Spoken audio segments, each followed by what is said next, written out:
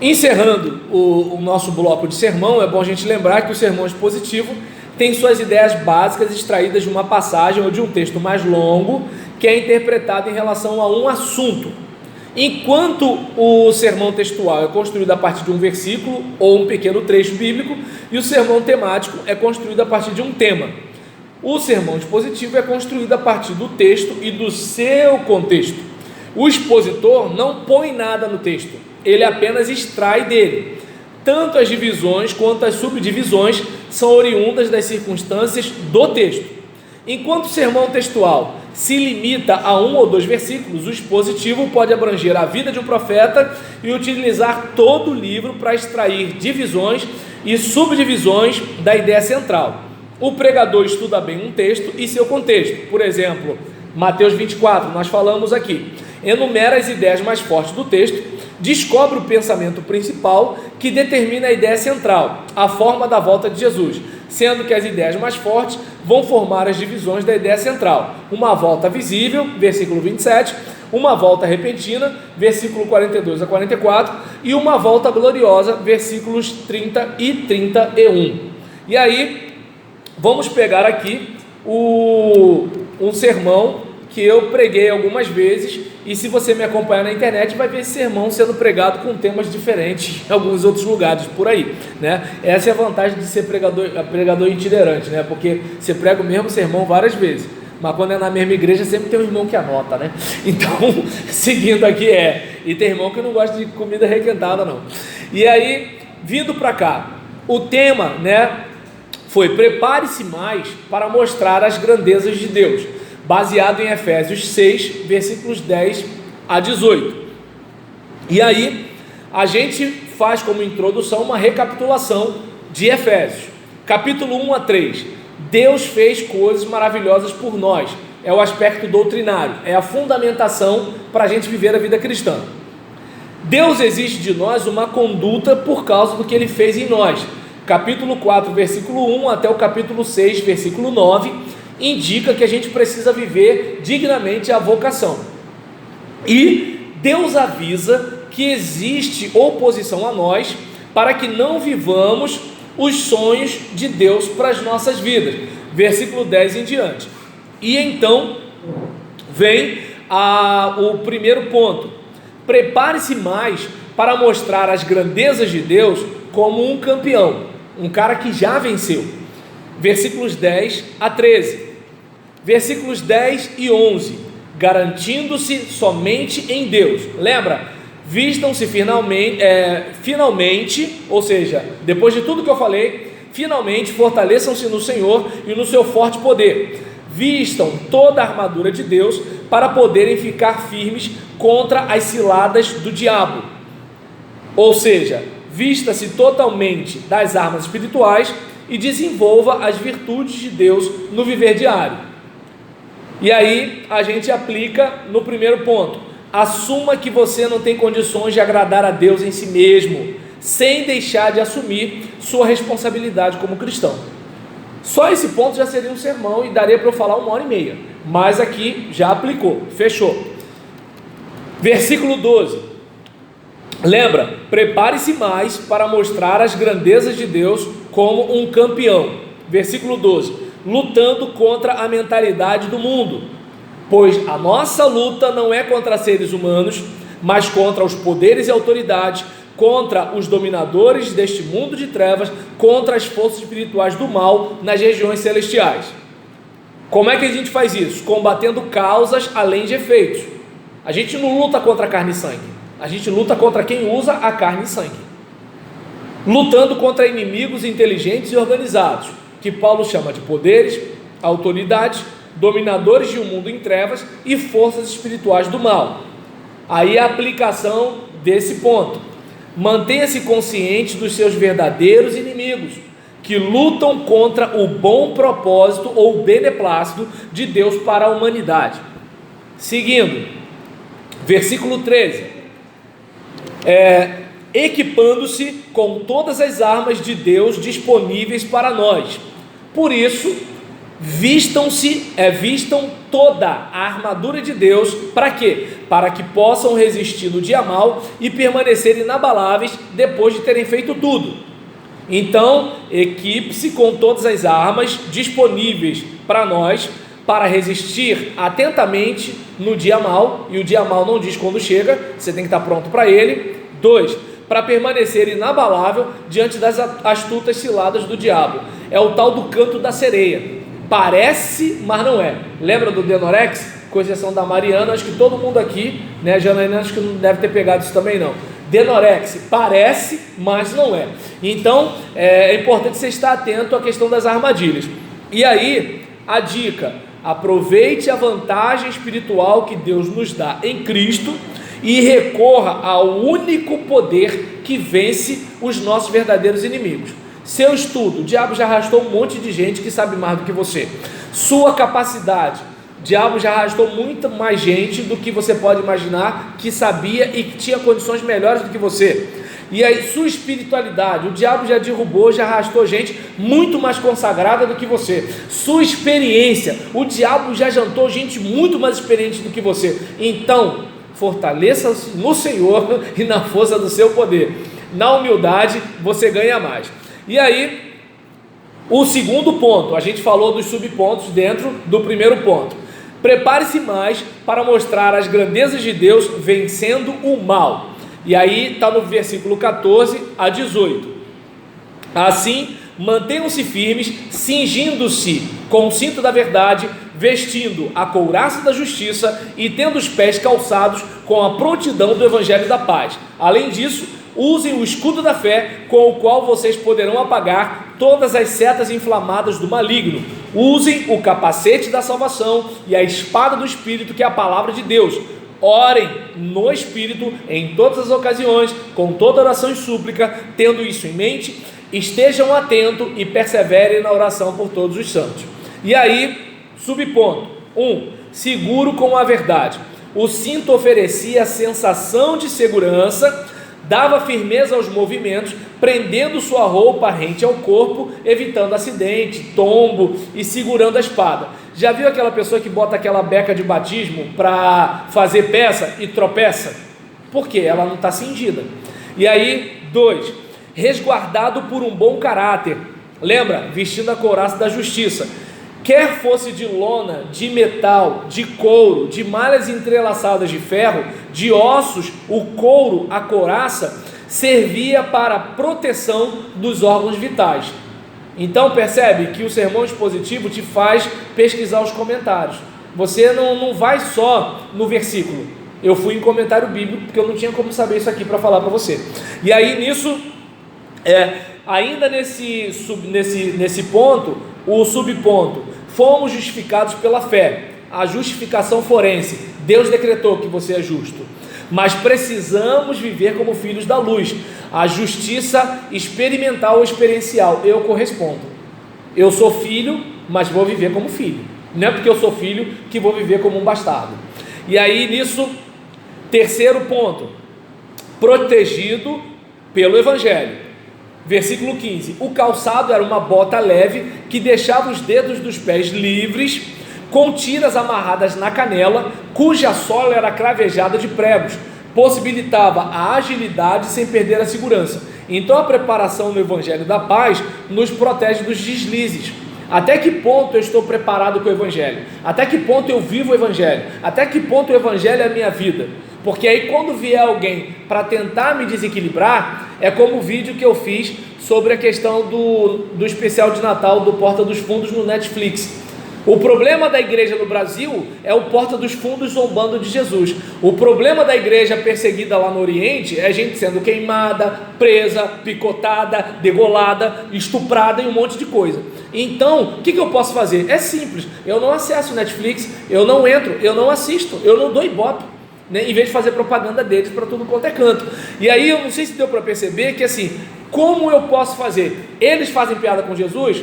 Qual é a minha arma enquanto preparação do Evangelho da Paz? É eu não fazer piada com Jesus com a minha vida. Eu não fazer piada com Jesus falando mal da minha igreja no Facebook. Eu fazendo piada com Jesus, desrespeitando os meus pais, quando os meus pais não são crentes e sabem que eu sou crente. Como assim? É isso que seu pastor ensina? E aí, 4. Resistente por causa da fé, versículo 16. Um escudo de mais ou menos 1 metro e 1 metro e 20 centímetros de altura, por 75 metros de largura, era o escudo que estava mencionado aqui.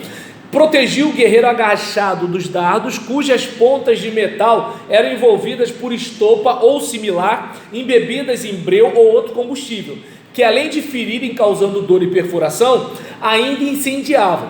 Então poderia o que? Afugentar o soldado caso acertasse um escudo menor e menos denso, deixando protegido. Mas o escudo citado no texto, de acordo com o comentário de John Stott, esse escudo aqui é formado pela junção de 2 tábuas de madeira, envolvido por uma lona e revestido por couro. Sua borda era selada com metais, então essa arma impedia a perfuração e o incêndio, protegendo o guerreiro e mantendo-o firme em combate. Porque numa época como aquela, o dardo veio, acabou. Você não é que nem hoje que você faz uma cirurgia para costurar o teu estômago. Tu está ferrado. Então o que acontece? Num contexto como aquele, o escudo era visceral. Então o escudo, olha a importância da fé na guerra contra o diabo. Está ele lá, ó, o pastor Roberto não gosta de você. Lá, ó, a Vânia é rebelde. Lá, o Gilberto é mentiroso. Entende? Aí você vai. O escudo da fé te protege dos dardos. Entende? 5. Confiante com a salvação. Parte A do versículo 17. Recebei ou tomai. O capacete era de ferro ou de bronze. No combate à espada, dificilmente prejudicaria o crânio do guerreiro. A salvação é mais que não ir para o inferno, é mais que ir para o céu. Quando recebemos a salvação, recebemos a vida de Deus, a mente de Cristo, mudamos de mente, mudamos o modo de ver a vida. E nisso fica mais difícil o diabo me atacar se os meus valores não são como do mundo. Por exemplo, eu tenho um amigo pastor que ele tem uma frase que eu queria muito que fosse minha: ninguém humilha quem já está embaixo. Então, por exemplo, pensa comigo o seguinte: eu sou pastor da Rosa, e aí a Rosa chega e fala assim: eu não te vejo como nada. Se eu tenho o orgulho para zelar, eu vou tentar reagir, eu vou tentar levantar o dedo, eu vou tentar fazer intriga para entendendo, prejudicar a Rosa, um monte de coisa. Mas se eu já estou embaixo, realmente eu não sou nada não. Mas Deus me chamou e eu sou grato por isso. Ora por mim para um dia eu melhorar. Não tem como ela me derrubar, eu já estou no chão.